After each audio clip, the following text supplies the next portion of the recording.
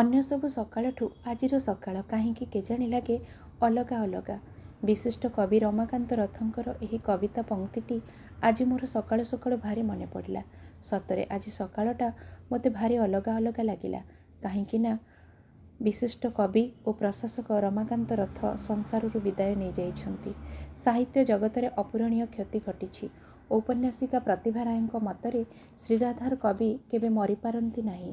ଏହି କଥା ଆଜି ମନକୁ ବୁଝାଇବାରେ ସାହାଯ୍ୟ କରୁଛି। ଯେତେ ବୁଝାଇଲେ ମନ କାହିଁକି ଅଲଗା ଅଲଗା ଲାଗୁଛି। ତାଙ୍କ କାବ୍ୟରେ କାବ୍ୟ ନାୟକ ବାରମ୍ବାର ମୃତ୍ୟୁ ସହ ଠୋକର ଖାଉଥିଲା, କିନ୍ତୁ କବି ନିଜେ ଆଜି ମୃତ୍ୟୁର ଆପଣାର ହୋଇଗଲେ। କବି ଶ୍ରୀରଥ ତାଙ୍କ କବିତାରେ ମୃତ୍ୟୁକୁ ବରଣୀୟ ଅତିଥି ଭାବେ ଘରକୁ ଆମନ୍ତ୍ରଣ କରି ଆଣନ୍ତି। ଆଜି ମୃତ୍ୟୁ ତାଙ୍କୁ ଅତିଥି କରିନେଲା। ସେ ତାଙ୍କ କବିତାରେ ମୃତ୍ୟୁକୁ ଆମନ୍ତ୍ରଣ କରିଛନ୍ତି ଏବଂ ତାର ସତ୍କାର ମଧ୍ୟ କରାଇଛନ୍ତି। ସେତେବେଳେ ବାହାରେ ଝିପିଝିପି ବର୍ଷା ହେଉଥାଏ ଓ ପୃଥିବୀ ପାଣି କାକରରେ ଥରୁଥାଏ। ବଳଦ ଯେପରି ହଠାତ୍ ଚମକି ପଡ଼ି ପଛଗୋଡ଼ ଛାଟେ ଓ ଲାଞ୍ଜ ପିଟେ, ସେହିପରି ଏକ ପରିବେଶ। ସେ ଅର୍ଥ ମୃତ୍ୟୁ ରୂପକ ଅତିଥି ଆସିବା ସଙ୍ଗେ ସଙ୍ଗେ ବାରଣ୍ଡାରୁ ଆଶ୍ରିତ ଘରଚଟିଆମାନେ ଉଡ଼ିଯାଆନ୍ତି, ଗଛମାନେ ବିମର୍ଷ ଦେଖାଯାଆନ୍ତି, ଆକାଶ ମଲାମୂଷା ପେଟ ପରି ଦେଖାଯାଏ। ଯଦିଓ ରାସ୍ତା ଥିଲା ଲୋକାରଣ୍ୟ, ଆଗନ୍ତୁକ ଅତିଥିକୁ କିନ୍ତୁ କେହି ଦେଖିପାରୁ ନଥିଲେ କିମ୍ବା ଦେଖି ମଧ୍ୟ ଆଶ୍ଚର୍ଯ୍ୟ ହେଉନଥିଲେ। ତାଙ୍କ କବିତାରେ ବିଫଳତାକୁ ସାମ୍ନା କରୁଥିବା ମଣିଷଟିଏ ପୃଥିବୀର 6ଟି ଋତୁକୁ ଉପେକ୍ଷା କରି ଆଉ ଏକ ଋତୁର ଇଲାକାକୁ ଚାଲିଯିବାକୁ ଚାହେଁ, ଯାହା ହେଉଛି ମୃତ୍ୟୁ, ସପ୍ତମ ଋତୁ। ଏହି ସପ୍ତମ ଋତୁର କବି ରମାକାନ୍ତ ଆଜି ଅଫେରା ରାଇଜରେ। ସେହି ଅଫେରା ରାଇଜରୁ ଆଉ କେଉଁ ରୂପ ନେଇ ପୁଣି ଏହି ଧରାପୃଷ୍ଠକୁ ଫେରି ଆସନ୍ତୁ, ଏତିକି ପ୍ରାର୍ଥନା କରି ଅଶ୍ରୁଳ ଶ୍ରଦ୍ଧାଞ୍ଜଳି ଜ୍ଞାପନ କରିବା ସହ ମୋର ପ୍ରିୟ କବିଙ୍କର ରଚିତ ଶ୍ରୀରାଧାର କେତୋଟି କବିତା ପଂକ୍ତିକୁ ଆବୃତ୍ତି କରୁଅଛି। ମୋତେ କିଛି ଜଣା ନାହିଁ, କେତେବେଳ ଯାଏ ଦିଶୁଥିଲା ନଈଘାଟ ତୋଟା ଘରଦ୍ୱାର, କ୍ରମେ କ୍ରମେ ସବୁ ଘୁଞ୍ଚି ଯାଇ ଅବଶେଷେ ଦିଶିଲା ବିଭିନ୍ନ ବର୍ଣ୍ଣ କେବଳ ତାଙ୍କର। ଆଉ କିଛି ଦିଶିଲାନି, ଏପରିକି ନଈ ଓ ନଈରେ ଚାଲୁଥିବା ନାଁ ଦିଶିଲାନି। ଆକାଶ ଅଦୃଶ୍ୟ ହେଲା, ସୂର୍ଯ୍ୟ ଚନ୍ଦ୍ର ତାରା ଥିଲେ କି ନଥିଲେ କିଛି ଜଣା ପଡ଼ିଲାନି। ସେ ନଥିଲେ ପୂର୍ବପରି ବହୁତ ସଂଖ୍ୟକ ଆକୃତି ଭିତରେ ଏକ ଆକୃତି ଭାବରେ।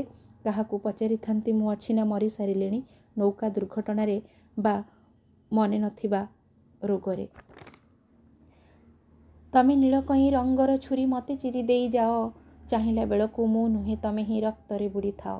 ଆହା କରୁ କରୁ ହସି ହସି ତମେ ମୋ ବାଟ ଆଗୁଳି ବସ, ନ ଚାହିଁବି ବୋଲି ଆଖି ବୁଜି ଦେଲେ ହୃଦୟ ଭିତରେ ଦିଶ, ନ ଶୁଣିବି ବୋଲି ସ୍ୱର କାନ ରୁନ୍ଧି ଦେଲେ ତମେ ଅଭିଳାଷ ପାଲଟି ଅଥୟ କର। ଜାଣେ ଜାଣେ ତମେ ଦିନେ ଚାଲିଯିବ ଆଉ ଫେରିବନି, ଜାଣେ ଜାଣେ ମୁଁ ତୁମକୁ ଚିହ୍ନିବା ଆଗର ଦିନମାନେ ଆଉ ଥରେ ଲେଉଟି ଆସିବେ। ଦିନେ ଭାଙ୍ଗି ଦେଇଥିବା ନାନାଦି ସମ୍ପର୍କ ମୋର ପ୍ରତିବାଦ ସତ୍ତ୍ୱେ ଯୋଡ଼ି ହୋଇଯିବେ। ଜାଣେ ଜାଣେ ତମେ ଫେରି ଆସୁଥିବ ପ୍ରତିଦିନ ମୋର ଆୟୁଷରେ ବାକି ଥିବା ବର୍ଷ ବର୍ଷ ଧରି। ଆଜି ପରି ନୁହେଁ, ତମେ ଆଉ ନଥିବାର କଲ କଲ କରୁଥିବା ହତୋତ୍ସାହ ପରି। ବର୍ଷ ବର୍ଷ ଧରି ଠିଆ ହୋଇଥିବି ତମ ଆଲୋକିତ ରହିବାର ସୀମାନ୍ତ ବାହାରେ, ପ୍ରେତ ପରି। କାଳେ କେତେବେଳେ ତମେ ଗୋଟି ଗୋଟି ସବୁ ଆଲୋକ ଲିଭାଇ ବାହାରି ପଡ଼ିବ ପୁଣି ନାଗର ବେଶରେ। ମୁଁ ଜାଣେ ନାଗର ବେଶେ ବାହାରିବ ନାହିଁ। ପ୍ରତ୍ୟେକ ସକାଳେ ଫୁଲମାନେ ଦିଶୁଥିବେ କାଗଜର ଫୁଲ ପରି। ରାତି ହେଉଥିବ, ନିଦ ହେଉନଥିବ କି ଅନିଦ୍ରା ହେବାର କୌଣସି ରହସ୍ୟମୟ କାରଣ ନଥିବ। ମୁଁ ତୁମକୁ ଭୁଲି ପାରୁ ନଥିବି କି ପାଇପାରୁ ନଥିବି। ଆଖିରୁ ଆଖି ପାଣି ମରିଯାଇଥିବ, ତମେ ମୁଁ ଏକାଠି ହେବା ଦିନ ଆଉ ନଥିବ। କେବଳ ତମେ ମୁଁ ଅଲଗା ହୋଇ ରହିଥିବା ଦିନ ରହିଥିବ।